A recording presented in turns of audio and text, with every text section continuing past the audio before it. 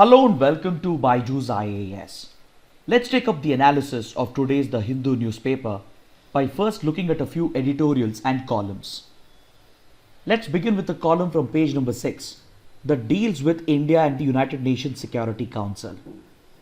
Then we also have a related article on page number 13 that deals with India's demand for UN reforms. See, currently, India has entered the UNSC as a non-permanent member for a period of 2 years, that is starting from 2021 to 2022.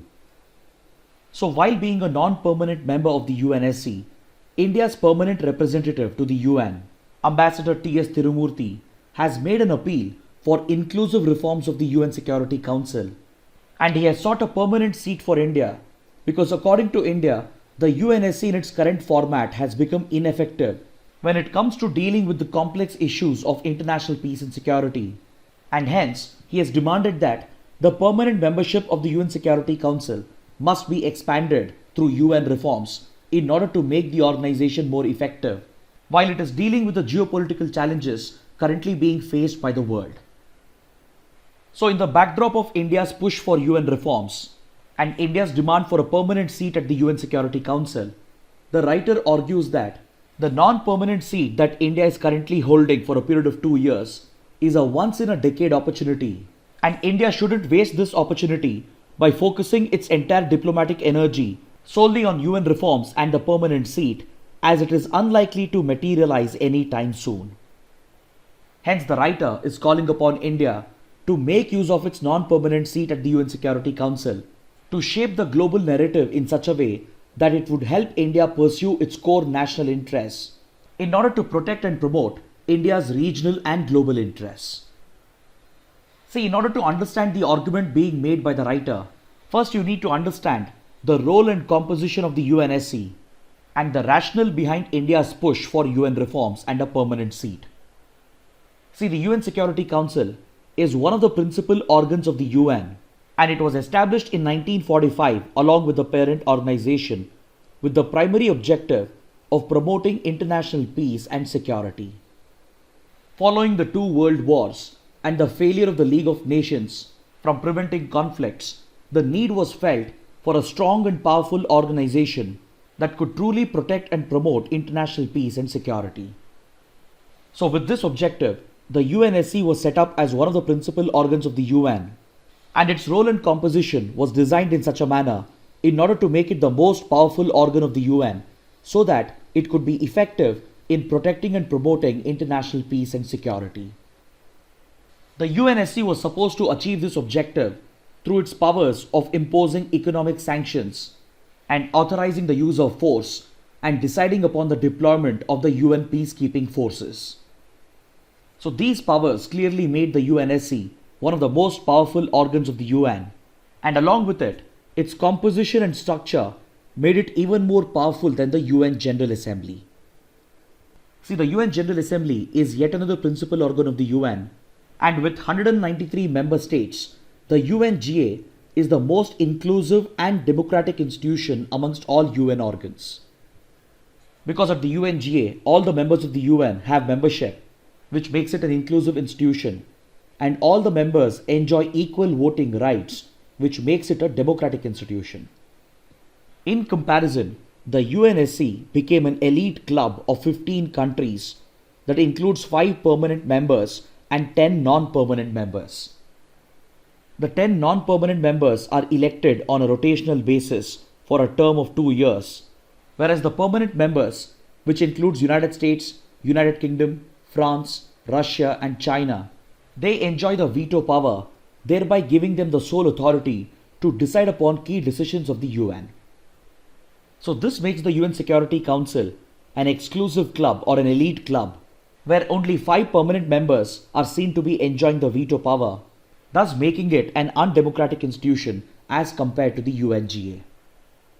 So when it comes to key decisions such as imposing sanctions, authorizing the use of force, deciding upon the deployment of the UN peacekeeping forces, or even on the decision of reforming the UNGA doesn't enjoy all the powers, despite being inclusive and democratic, and instead it's the UN Security Council which enjoys these powers due to the veto right of the permanent 5 members, despite the institution being non-inclusive and undemocratic. Now, this is seen as one of the structural flaws of the UN, and this leads emerging powers such as India to label the UN, especially the UNSC, as an outdated organization.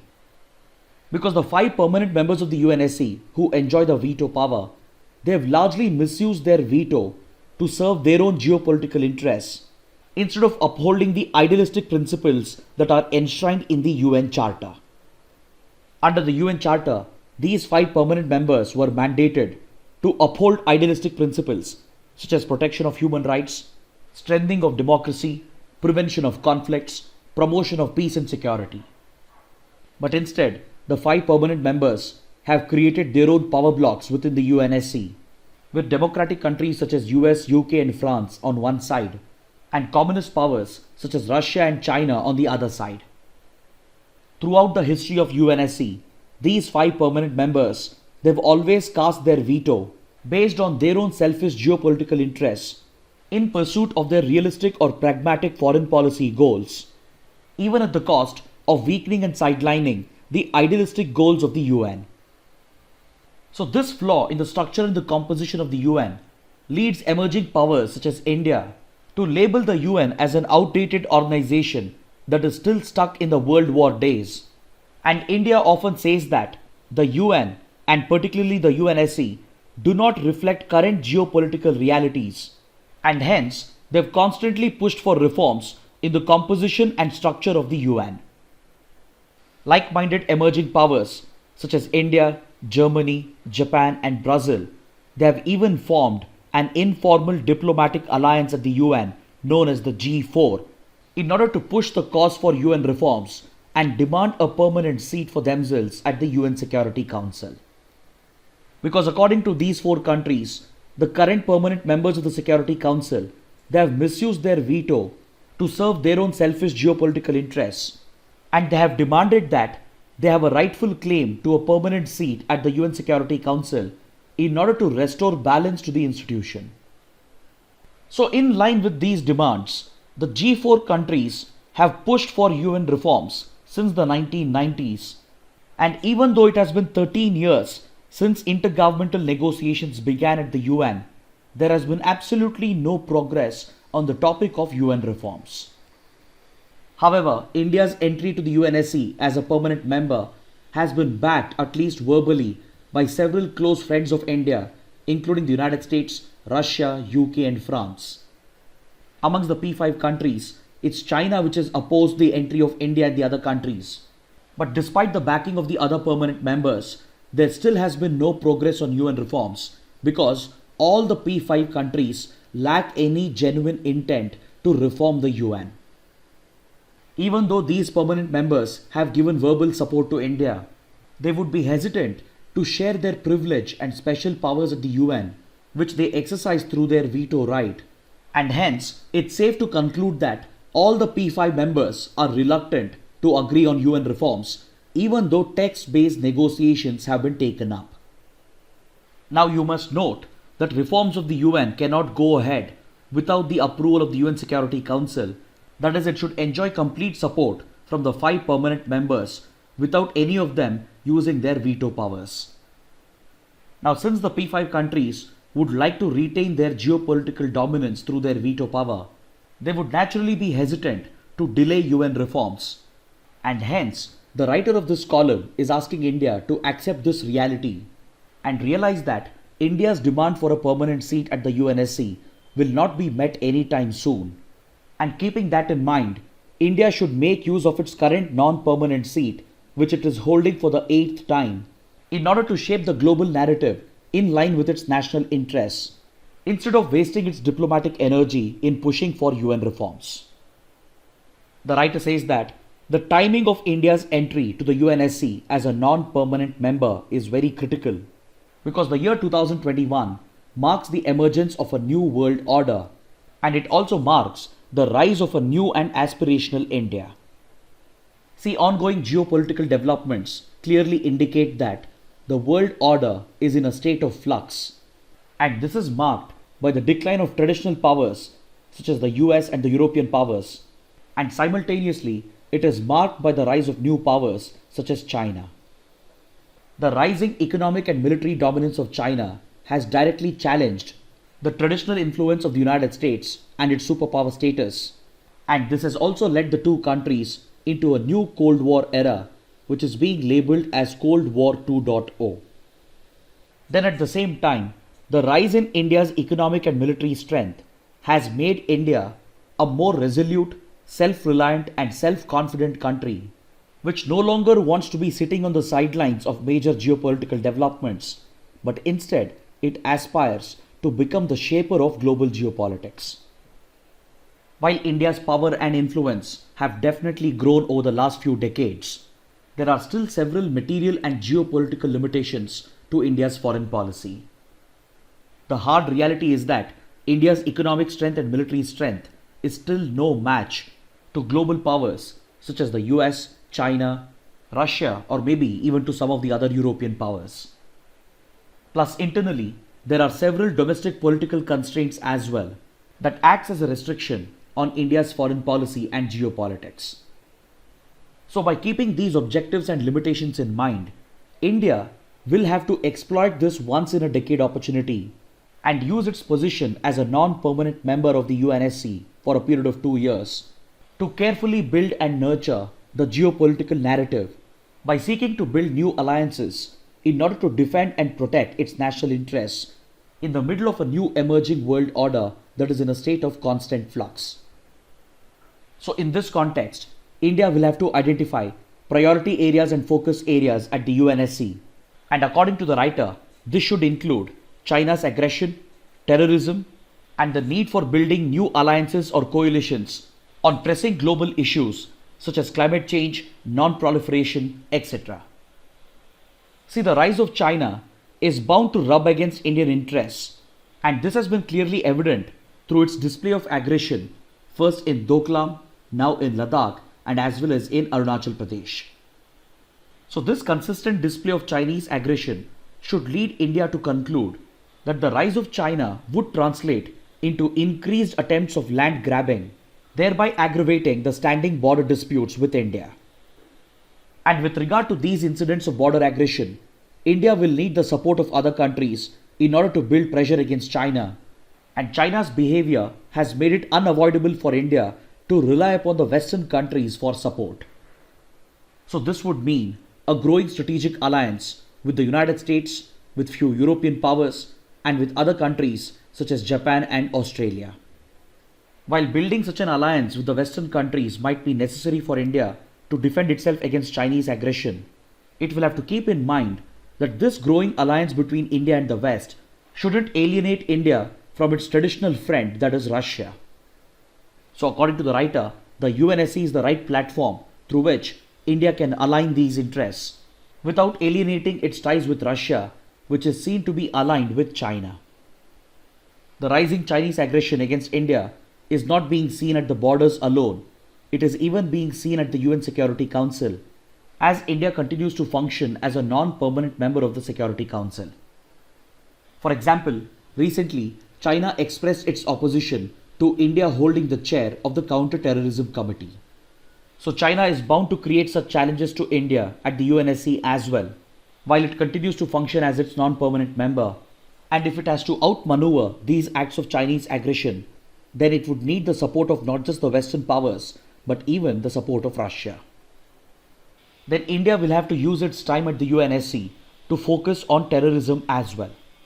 See, we have the UNSC Resolution 1373, which was adopted after the 9/11 attacks in 2001, and it seeks to promote global cooperation to counter terrorism, and it has even established the Counter-Terrorism Committee.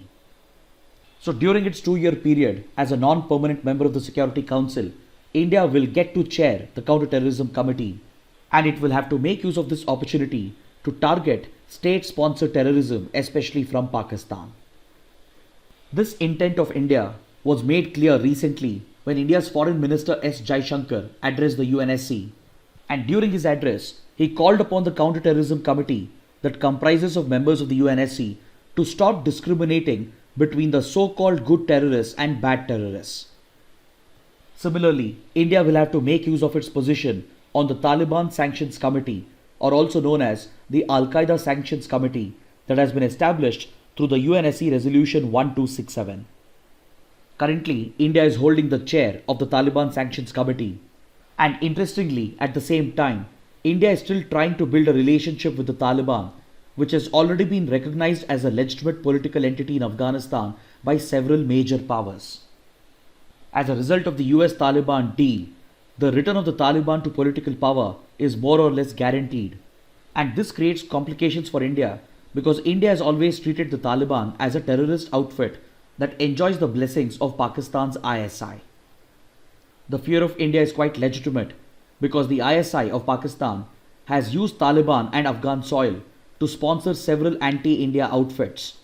But now, due to changing geopolitical circumstances in Afghanistan, India is bound to recognize the Taliban as a political player, and in this regard, it has been seeking to build relations with the Taliban. But the dilemma for India would be that, as the chair of the Taliban Sanctions Committee, it would be expected to act against Taliban leaders while it is pursuing negotiations with the same outfit. Similarly, it should build alliances and coalitions on other issues as well, such as climate change, non-proliferation, and it should also work with like-minded countries to shape the narrative of the Indo-Pacific region. Because India and the Indian Ocean, they are central to the Indo-Pacific region, which has emerged as the hub of global geopolitics. In conclusion, the writer's argument is that instead of wasting its diplomatic energy in pushing for UN reforms, which is unlikely to happen anytime soon, it is better for India to make use of this golden opportunity as a non-permanent member of the Security Council to build new alliances and coalitions which would help India to protect and defend its core national interests. Now let's take up an editorial from page number 6 that deals with blockchain-based remote voting or electronic voting. See, the need for remote voting has gone up as a result of the COVID-19 pandemic, and around the world, election authorities are considering several technologies. In the case of India, the Election Commission of India has been trying out a new blockchain-based voting system that has been developed by IIT Madras. See, the Election Commission has always been a pioneer when it comes to adopting technology in order to make the process of elections smoother, safer, and foolproof. Earlier in India, paper ballots were being used for elections, and this was resulting in several malpractices such as ballot stuffing, booth capturing, etc. These malpractices were simply destroying the sanctity and the integrity of elections, and hence the Election Commission decided to replace paper ballots with electronic ballots. This led to the development and introduction of EVMs or electronic voting machines. And in order to ensure that the technology-based voting platform is not vulnerable to any attempts aimed at disruption and manipulation, the Election Commission introduced a number of safeguards into the EVMs. Even though there have been a number of unsubstantiated allegations that the EVMs can be tampered with, the Election Commission of India has insisted that the current safeguards make the EVMs foolproof. These safeguards include that the EVM is built out of a single chip, which cannot be manipulated or rigged externally. The Election Commission has made it clear that the EVMs are not connected externally to any network, and there is no way through which the registered votes could be rewritten or tampered with, and there is no way through which illegitimate votes could be cast externally. The Election Commission has insisted that EVMs, they come inbuilt with several technological safeguards, and along with this, the Election Commission has also put in place a number of administrative safeguards in order to make the tampering of EVMs almost impossible. Then, to further provide more clarity to the voters and increase accountability and auditability, the Election Commission recently introduced the VVPAT system, or the Voter Verifiable Paper Audit Trail system, which is basically a printing device that is attached to the EVM, which leaves behind a paper trail once the vote has been cast, and this allows the voter and as well as the Election Commission to precisely audit the votes and thereby ensure that there is no disruption or manipulation. Now, considering how safe the EVMs are, the editorial is asking the Election Commission to exercise caution while thinking about introducing remote voting especially blockchain-based remote voting. See, regular internet-based remote voting or electronic voting is already highly vulnerable to external interference and manipulation due to the nature of cyber threats. Because any remote voting or electronic voting that is carried out through the internet or through a network, accompanied with the casting of votes through any electronic device, inherently makes the system highly vulnerable to cyber threats. But blockchain-based voting is supposed to come with a number of advantages. But despite these advantages, blockchain-based voting could also be highly vulnerable to external interference. See, blockchain technology emerged through the world of cryptocurrencies or digital currencies. This technology is seen to be the very backbone of cryptocurrencies. When the first cryptocurrency was brought out, that is Bitcoin, by an anonymous entity known as Satoshi Nakamoto, the technology of Bitcoin was built on the foundation of blockchain. See, one of the fundamental principles of cryptocurrencies such as Bitcoin is that there is no central authority controlling them or regulating them. In case of a traditional economy and in case of fiat currencies, you have central authorities such as the central bank and the commercial banks and several government authorities who are monitoring, controlling and regulating all the transactions that are being conducted through the fiat currency. In a traditional economy, the central authorities keep an account of all the transactions through a ledger. A ledger is basically a register that is taking note of all the transactions that are taking place. And this is what serves as the backbone of the currency system in order to verify the transactions. Now, in case of cryptocurrencies such as Bitcoin, the challenge is how can you track all the transactions and keep a note of them and verify them without having a central authority? So to resolve this problem, Satoshi Nakamoto came up with blockchain technology. A blockchain is nothing but a public ledger that is maintained online through a peer-to-peer network. This is an open ledger that is maintained online where all the transactions are recorded and verified as well by the peers who are a part of the network. And in order to guarantee the safety of the system and the authenticity of the peers, a high-level cryptographic encryption is used in order to control the access to the public ledger. So this technology has revolutionized the world of digital currencies because it eliminates the need for a central authority to track the transactions, and it provides for a peer-to-peer network through which all the transactions can be recorded and verified on the open public ledger. Now, by using the same technology as a building block, it has been suggested that blockchain technology could be used to provide for remote voting or electronic voting. The concept is that in a blockchain-based voting system, there shall be an online public bulletin board similar to the public ledger, and all the votes that are cast shall be recorded on this public bulletin board, which is open to all and could be verified by all. And only legitimate voters who have been given the cryptographic signatures can access the bulletin board to cast their votes. And the election commission along with the public can keep a track of all the transactions that are happening, that is all the votes that are being cast, and ensure that there is no interference or manipulation. While this technology does seem promising, the editorial points out that blockchain technology inherently has several vulnerabilities. While the concept behind the technology may not have any loopholes, the fact that blockchain eventually relies upon the internet and the network, and the fact that you need to use electronic devices to cast your vote, exposes the network and these devices to cyber threats, thereby creating a major vulnerability for the election process. These risks and vulnerabilities have even been flagged by a recent study that was conducted by MIT and Harvard University, and it clearly illustrates the risk involved in adopting blockchain-based electronic voting. So by keeping these vulnerabilities in mind, the editorial is calling upon the Election Commission of India to exercise caution and hold sufficient public debate before thinking about introducing blockchain-based voting. Now let's take up a few prelims related articles.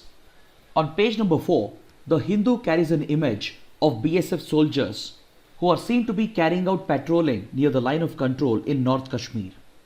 So in this context, let's understand the role and functions of the BSF or the Border Security Force.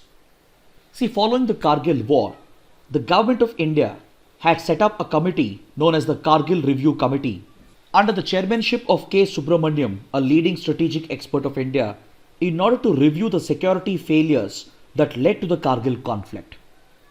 One of the key recommendations that was provided by the Kargil Review Committee was the implementation of one border, one force policy.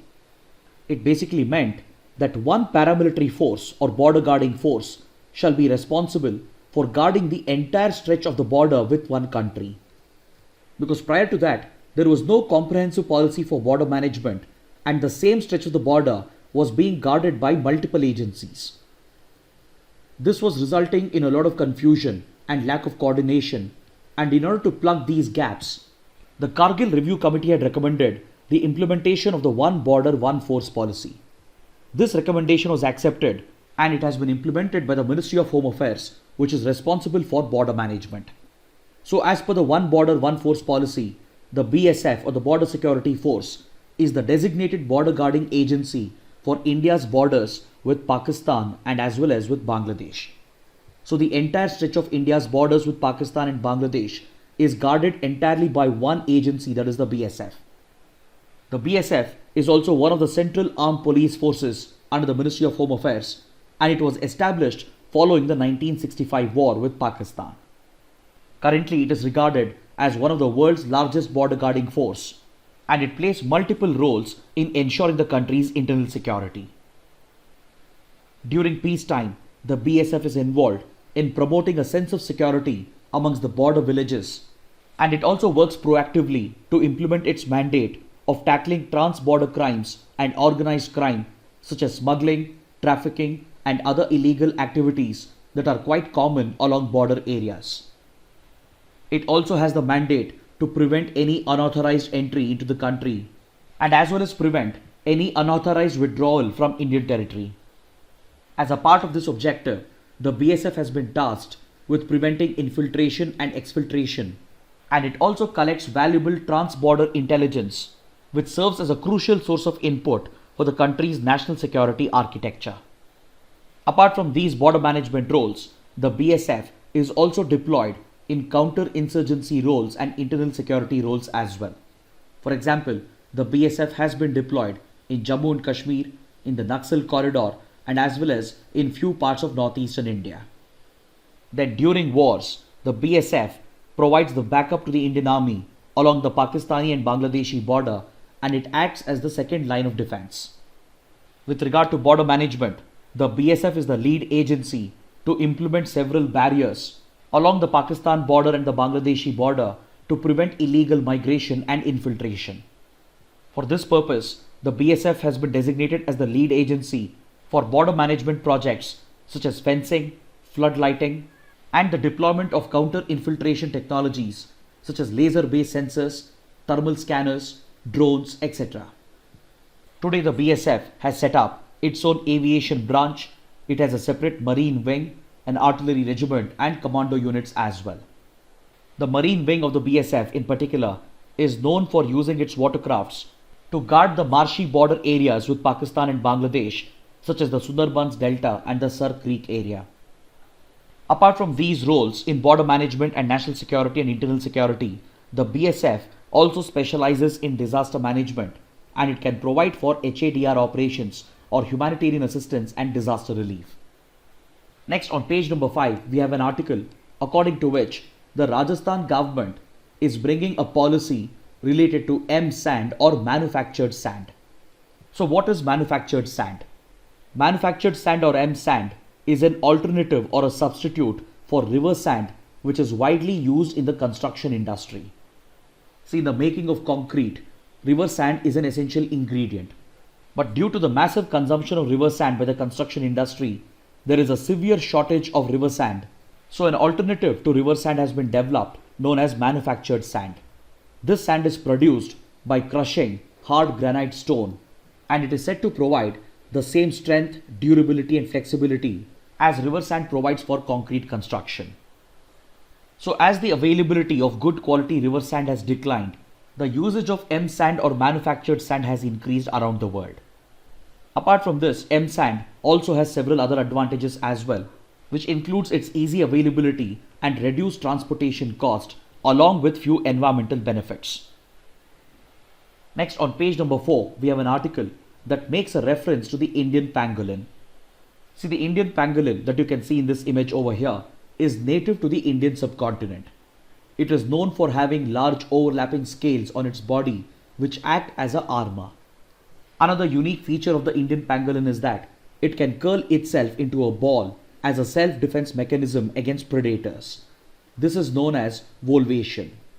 Since it's an insectivore, its primary diet includes feeding on ants and termites. But this species is facing a severe threat due to excessive hunting and poaching for its meat and the usage of its body parts in several traditional systems of medicine. So this threat has depleted the numbers of Indian pangolin in the wild, and it has led the IUCN to list the animal as endangered on its red list. Next, on page number 12, we have an article that makes a reference to the Cantor's giant softshell turtle. See, this turtle is also referred to as the Asian giant softshell turtle or the frog-faced softshell turtle.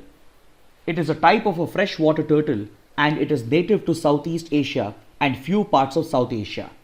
It is considered to be one of the largest extant freshwater turtles, and its population in the wild has depleted rapidly due to several anthropogenic factors, and as a result, the species has been listed as endangered by the IUCN on its red list. The range of the species includes eastern and southern parts of India, Bangladesh, Myanmar, Thailand, Malaysia, Laos, Cambodia, Vietnam, China, Philippines, and Indonesia. Finally, let's take up a couple of mains practice questions. The first question: India's quest of its goals at the UNSC must have a clear agenda and also reflect its material and geopolitical limitations. Evaluate. The second question: the robustness of blockchains in electronic voting is as yet suspect. Discuss. Kindly write an answer to these questions and post your answers in the comment section below. This concludes our discussion for the day. Thanks for watching.